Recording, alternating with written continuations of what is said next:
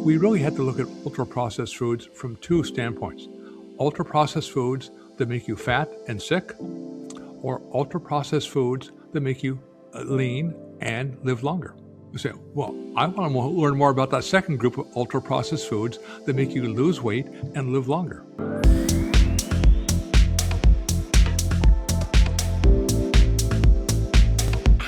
Welcome to the Wellness Zone podcast, where we discuss the science of wellness, metabolism, and the dietary pathways to maintain them. I'm Mary Perry, and I'm here with Dr. Barry Sears, and today we're talking about ultra-processed foods. So Dr. Sears, with the new year here, people are reprioritizing health. So let's start with the basics. What makes a food ultra-processed, and why should people care about it? Well, first of all, what makes a food ultra-processed is you take the food itself, rip it down to its basic constituents, and then basically reassemble it to something that basically is not a natural food, but kind of looks like a natural food. Now, that's okay, except in the process, you're basically stripping out a lot of the nutrients and replacing them with additives that basically do havoc to your metabolism.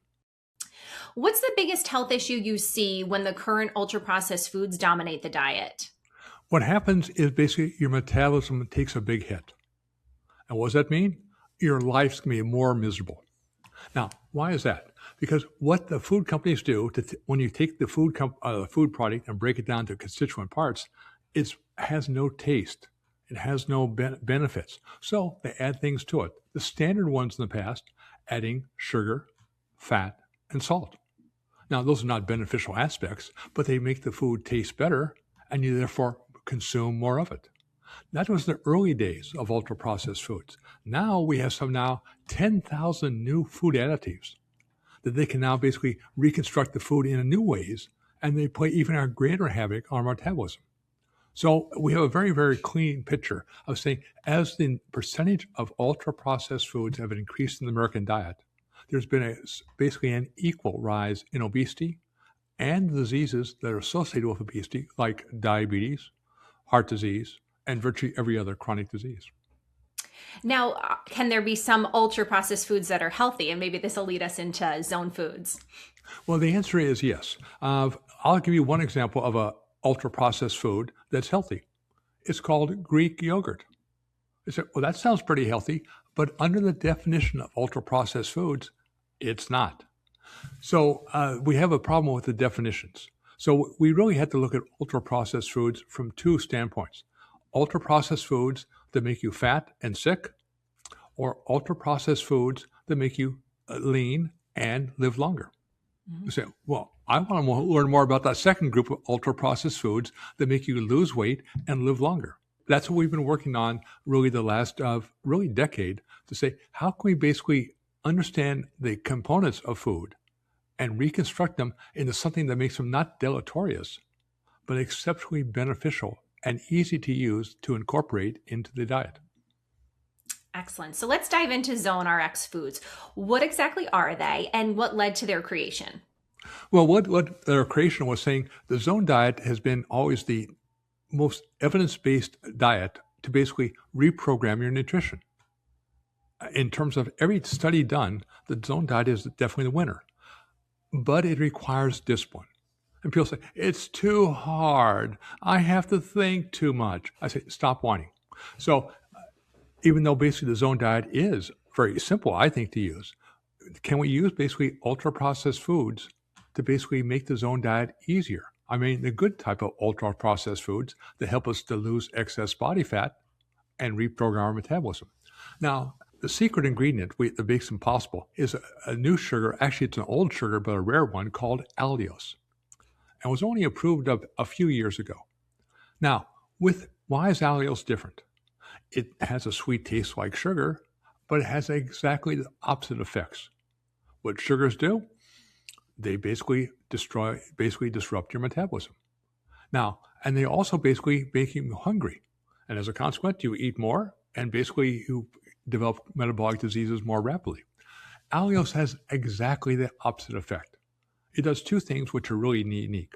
One, it increases the release of the hormone GLP-1 from the gut when it's exposed to protein. You say, well, GLP-1, that's a magical weight loss drug. Say, correctamundo. That's what it does. It also activates AMPK, the master switch of your metabolism that makes it now basically more efficient. So once the allulose was approved as a food additive by the U.S. government, then we were able to basically construct food products that basically had all the benefits of ultra-processed foods. Convenient, relatively inexpensive, but basically now not destroying your metabolism, but enhancing your metabolism. So this is really the key difference, Dr. Sears, between ultra-processed foods and zone foods at the biological level. They're going to stop hunger because of the increase in GLP-1 and the protein, and then through the allulose, they're going to help activate AMPK. Also, you're going to have calorie control, which also helps with the AMPK activation. So you really are getting the metabolic advantages, whereas that's where you're not really seeing that with traditional ultra-processed foods. And here's the third most important part. You don't have to think. Even better. That's people say, I want to do something that makes me live longer, but I don't want to have to think. Good. You've spoken, and that's why we developed the ZoneRx foods to say, what we have done is basically say, we can make your thinking as low as possible to live longer. Say, count me in. Mm-hmm. So one of the things we talked about, dietary change is hard, Dr. Sears. So for people who currently have ultra-processed or processed foods in their diet, can a food that's processed still fit within the zone? Outside of ZoneRx foods per se? Well, I said before, one is Greek yogurt. Mm-hmm. But you can't eat Greek yogurt every meal for the rest of your life. Boring. So, but again, it's indicating that it has the right balance of protein to carbohydrate. It's been ultra-processed to get that balance, but it has a good balance. So again, the key now of making zone foods that have, again, the variety, so you're not bored, but they have the efficacy, the ability to basically change those basically metabolic parameters for about 5 hours. Well, say, I want to change my metabolism for the rest of my life. Then it says the more ZoneRx foods you incorporate into your diet, the more rapidly you can change your metabolism. Think of these as a drug. Usually that's when the doctor says, take the drugs 3 times a day. Oh, that's so hard. Can't I take it once a year? He says, no. Take it 3 times a day to keep the blood levels constant. So, oh, I see. Foods are no different. Foods, the hormonal effects of foods and the metabolic effects of those hormones will only last about 5 hours. It means you have to basically every 5 hours basically rebalance the metabolism by the foods you eat. It'd be a good result or a poor result. The better the result, the longer you live. Mm-hmm. All right. So Dr. Sears, if we have somebody listening right now and they just want to make one change this week, what is your recommendation in terms of a dietary change that's easy and within their willpower to do? Well, let's look at our 3 meals that we usually eat in a day. What's the hardest meal? Breakfast.